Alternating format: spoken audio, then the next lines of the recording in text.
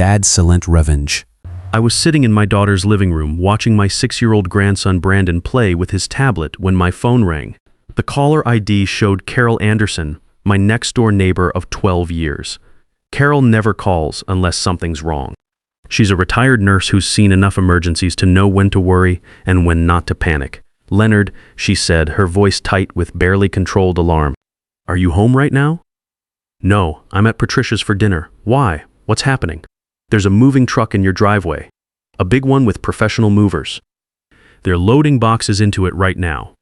I'm watching them through my kitchen window. My name is Leonard Pierce.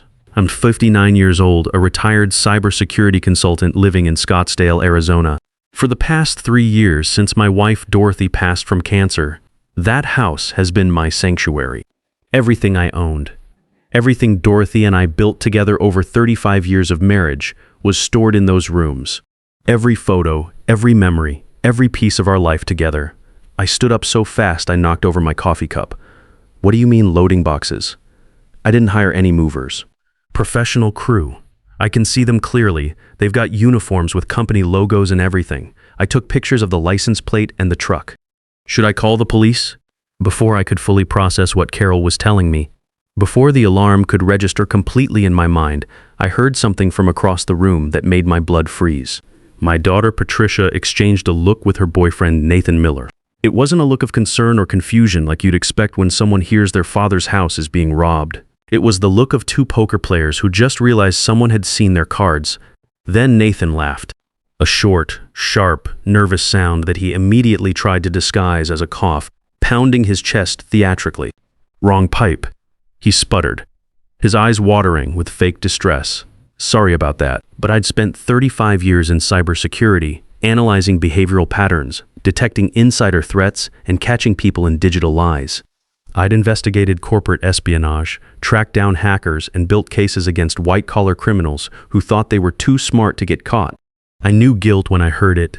I knew panic when I saw it. "Dad, I'm sure it's nothing," Patricia said, her voice a little too bright, a little too quick. "Probably just Amazon delivery at the wrong address. You know how those GPS systems get confused in your neighborhood.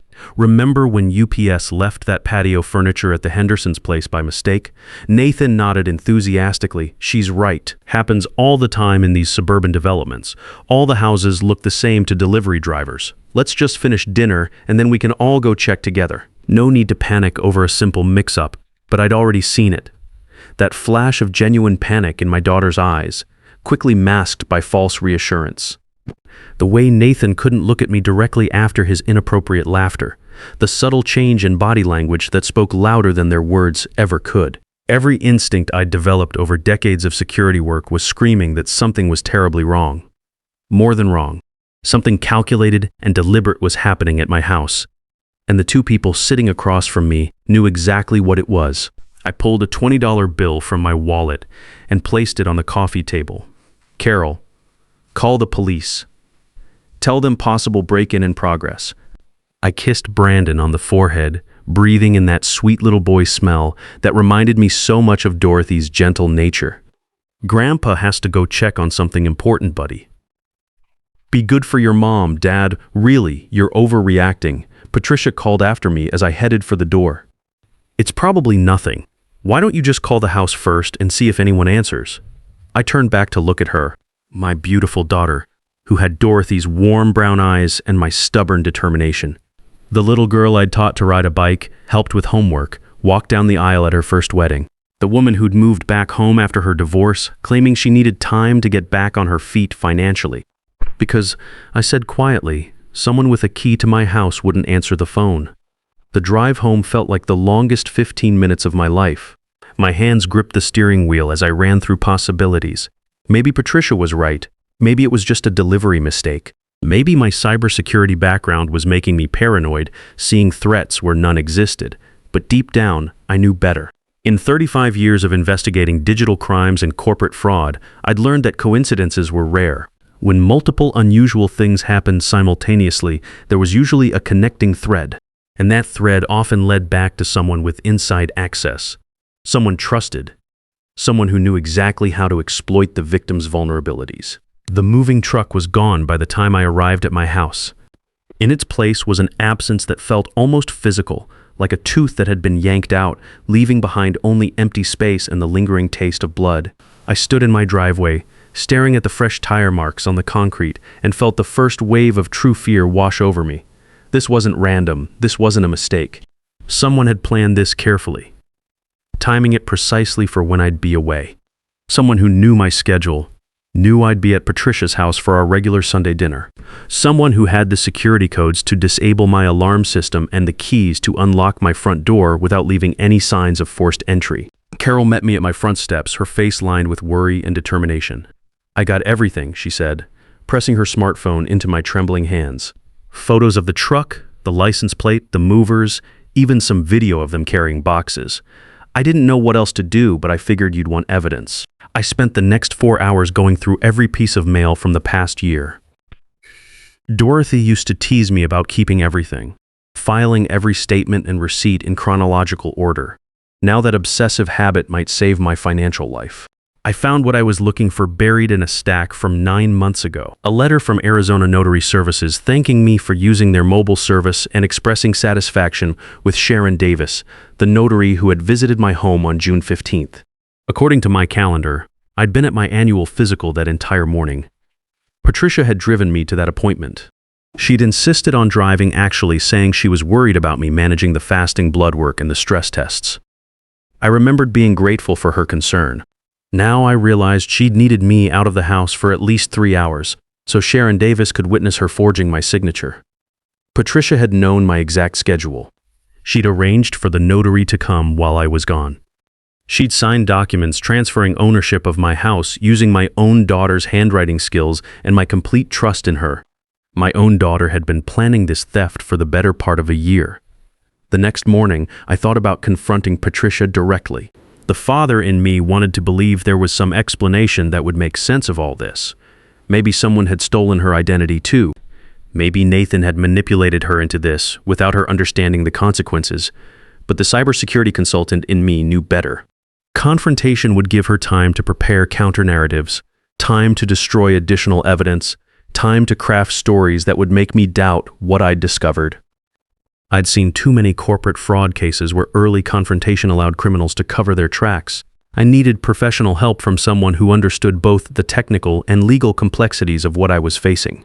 Someone who could navigate federal fraud statutes and digital evidence preservation. I called Timothy Walsh, a retired FBI cybercrimes agent I'd worked with on several major corporate cases over the years. We'd spent months together in conference rooms, building digital evidence trails against white-collar criminals who thought they were smarter than the system. I never imagined I'd need his expertise for my own family. "Leonard," Tim said when I finished explaining everything, "what you're describing is a textbook case of elder financial abuse by a family member. It's unfortunately more common than most people realize. The sophistication level, using your security codes, knowing your filing system, timing the notary visit around your medical appointments, tells me this was meticulously planned by someone with intimate access to your daily routine." "I know," I said, feeling the weight of that knowledge. "I need you to help me prove it legally." Tim's approach was methodical and strategic. "Here's what we're going to do. First, we subpoena Sharon Davis and get her testimony about who actually appeared at your house that day. Notaries are required to verify identity, and she'll have to explain how she witnessed a signature from someone who wasn't you. Second, we pierce the corporate veil on that Delaware LLC and find out who really controls it. Third, we trace every dollar of that $80,000 after it left the credit union. Money leaves digital footprints, especially when it moves between institutions." He paused, meeting my eyes with the sympathy of someone who'd seen too many families destroyed by financial crime. "And fourth, we do all of this without Patricia knowing we're investigating. You need to continue acting completely normal around her. Can you handle that?" I'd spent 35 years maintaining professional composure while investigating criminals. I could manage it a little longer, even when the criminal was my own daughter. The hardest part was continuing our weekly dinners at her apartment. Sitting across from Patricia and Nathan, making small talk about Brandon's progress in kindergarten, listening to their financial complaints, all while knowing they'd systematically stolen my financial security. Patricia showed me photos from a recent vacation to Hawaii, a trip that must have cost $12,000 based on the resort photos and first-class airline boarding passes she proudly displayed. Nathan complained about cash flow problems in his construction business, how hard it was to keep good crews when projects got delayed. They were literally spending my stolen money while asking for my sympathy about their financial struggles. The psychological warfare was exhausting. Every smile felt forced. Every expression of concern for their well-being felt like swallowing glass, but I maintained the performance because I understood that gathering legally admissible evidence required patience and strategic thinking. Tim's investigation moved faster than I'd expected. Digital fraud leaves comprehensive paper trails, and Tim had maintained contacts throughout the financial services industry who could expedite certain requests through proper legal channels. Sharon Davis, the notary, broke within 2 hours when confronted with evidence that she'd notarized fraudulent documents. When Tim's investigator showed up at her home office, with copies of the forged quitclaim deed and clear documentation that I'd been at a medical appointment during the supposed signing, she immediately admitted everything. She confirmed that Patricia had hired her mobile notary service. Patricia had presented the documents and signed my name while Sharon pretended not to notice that the supposed Leonard Pierce was actually a woman 25 years younger than the date of birth on the identification she'd provided. Sharon had been paid $500 in cash to look the other way, minus 5 times her normal fee. The Delaware LLC investigation led us to Mitchell Crane, a local attorney who specialized in what he euphemistically called asset protection services. When we cross-referenced his client database through court records and business filings, Nathan's name appeared on 8 different failed construction LLCs over the past 5 years, including one with an outstanding civil fraud judgment from a pension fund he'd supposedly managed. Nathan wasn't just a failed businessman. He was a serial fraud artist who'd found the perfect cover story in romantic relationships with women who had access to family money. But the money trail provided the most damaging evidence against both of them. Using financial forensics software I'd helped develop during my consulting days, we traced every electronic transfer of the stolen $380,000. The money had been moved from Arizona Community Credit Union to Pierce Family Holdings' Wells Fargo account, then immediately distributed in a pattern that revealed their priorities and planning. $14,500 had paid off Nathan's credit card debts, minus cards I discovered were maxed out on everything from gambling losses to high-end electronics. $20,000 went as a down payment on a vacation house in Sedona that was titled exclusively in Patricia's name. $75,000 had been moved into a Charles Schwab brokerage account that showed aggressive day trading activity with consistent losses. The remaining $40,000 had been withdrawn as cash over the past 8 months through ATMs in Las Vegas, Phoenix, and Tucson. They'd burned through 40% of my house's equity in 8 months, with nothing to show for it except debt payments and failed investments. Even worse, Tim's digital forensics team had discovered email communications between Patricia and a Phoenix real estate agent named Jennifer Martinez. The emails, recovered through a subpoena of Patricia's Gmail account, revealed that she was planning to list my house for sale within the next 6 weeks. The asking price was $925,000.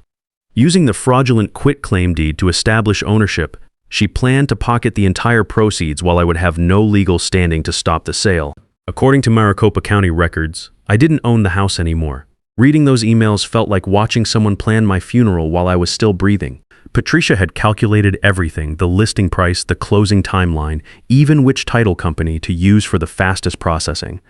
She'd researched comparable sales in my neighborhood and identified the optimal marketing strategy for maximum return. My daughter hadn't just stolen from me. She'd become a real estate professional at liquidating my life's work. Tim laid out the prosecution strategy with the precision of someone who'd built hundreds of federal cases. We have enough evidence to convict them on multiple felony charges: wire fraud, bank fraud, elder abuse, identity theft, notary fraud. The federal prosecutor will have his pick of statutes. But we want more than convictions. We want them on record admitting what they did, creating an unshakable confession that eliminates any possibility of appeals or reduced sentences. His plan required Patricia and Nathan to feel completely comfortable, to believe they'd successfully manipulated me into accepting their version of events. We're going to give them exactly what they think they want: your willing cooperation in liquidating your assets. But they're going to confess every detail while we record it all. The psychological chess game began immediately. I started dropping hints during our dinners about feeling overwhelmed by house maintenance. I mentioned concerns about property taxes and utility costs. I asked Nathan's advice about downsizing and retirement communities, watching his eyes light up as he sensed opportunity. Patricia responded exactly as Tim had predicted. She began bringing up articles about seniors who'd been hurt in home accidents, stories about elderly people being taken advantage of by maintenance contractors, statistics about the financial burden of large homes on fixed incomes. She was building a narrative that would justify my decision to sell while positioning herself as the concerned daughter protecting her father from poor choices. The manipulation was textbook elder abuse psychology. Isolate the victim, create dependency, generate fear about independent decision-making, then present yourself as the solution to problems you've helped create. I'd seen this pattern in corporate settings where executives groomed employees for embezzlement schemes. But Patricia had made one crucial mistake. She'd underestimated her father's professional competence. 5 days before the planned real estate listing, I invited Patricia and Nathan to dinner at my house.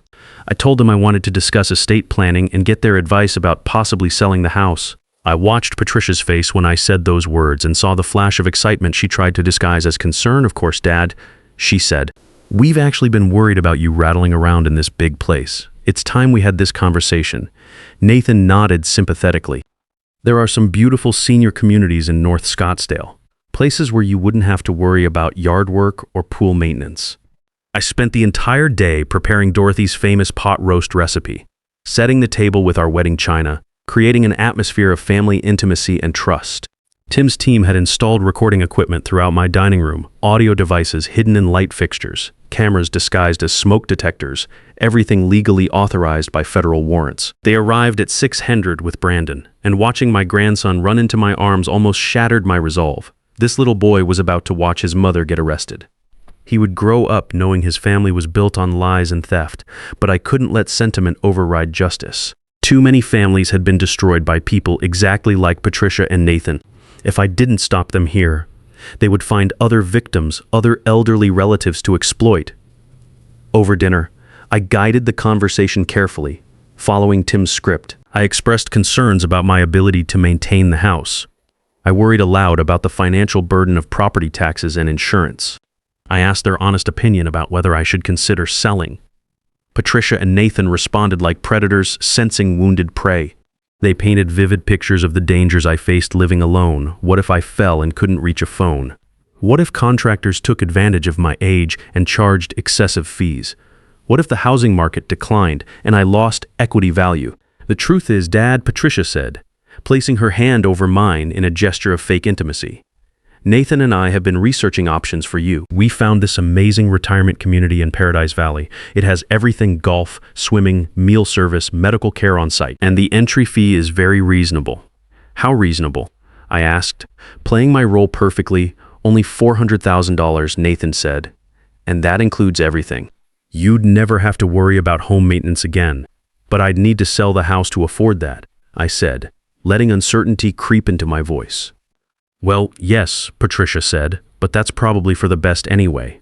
This place is way too much house for one person, and the market is really strong right now." They were walking directly into the trap Tim had designed, confessing their scheme while genuinely believing they were manipulating me into voluntary compliance. "Actually," I said, reaching under my chair for the manila folder Tim had prepared, "I've been doing some research of my own about selling the house." Patricia's eyes brightened with anticipation. Nathan leaned forward eagerly. "That's wonderful, Dad," Patricia said. "We're so proud of you for being proactive about this." "I've learned some very interesting things," I continued, keeping my voice steady.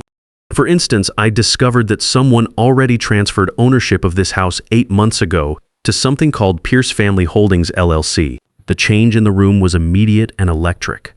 Patricia's face went white. Nathan knocked over his wine glass, red liquid spreading across Dorothy's tablecloth like spilled blood. "Dad, I can explain," Patricia started. "Please don't interrupt," I said, opening the folder. "I'm not finished. I also discovered that someone took out a $380,000 home equity line of credit using my identity. Someone who had my social security number, my security codes, and intimate knowledge of my daily schedule." Nathan was calculating escape routes with his eyes, looking toward the front door, then the back patio. His body language screamed guilty flight response. "The money trail is particularly fascinating," I continued.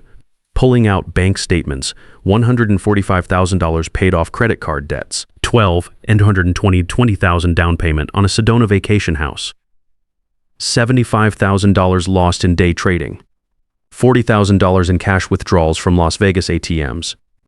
Patricia was crying now, but I recognized them as manipulative tears designed to generate sympathy rather than genuine remorse. And then there are the emails I said, producing printouts of her correspondence with a real estate agent planning to list my house next month for $925,000. Using forged documents to establish ownership of property you stole. Please don't try to run, I added calmly as Nathan started to rise. There are FBI agents positioned outside every exit. As if summoned by my words, Tim Walsh walked through my front door, followed by 3 federal agents in bulletproof vests. The recording equipment had been transmitting everything to a mobile command unit parked across the street. Patricia Pierce and Nathan Miller.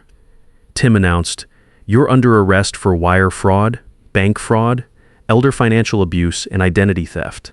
The next hour was controlled chaos. Patricia sobbed hysterically while being handcuffed, alternating between claiming innocence and begging for forgiveness. Nathan maintained sullen silence, the behavior of someone who'd been through this process before. Brandon cried in confusion as strangers took his mother away. I held him and tried to explain that sometimes people make very bad choices, even people we love. The words felt inadequate, but truth often does. In the weeks that followed, the full scope of their criminal enterprise became clear. Nathan had been running variations of this scheme for years, targeting elderly relatives and business partners across 3 states. Patricia hadn't been manipulated into compliance. She'd been his partner from the beginning. They'd already defrauded Nathan's uncle in Tucson out of $220,000 through a similar real estate scam.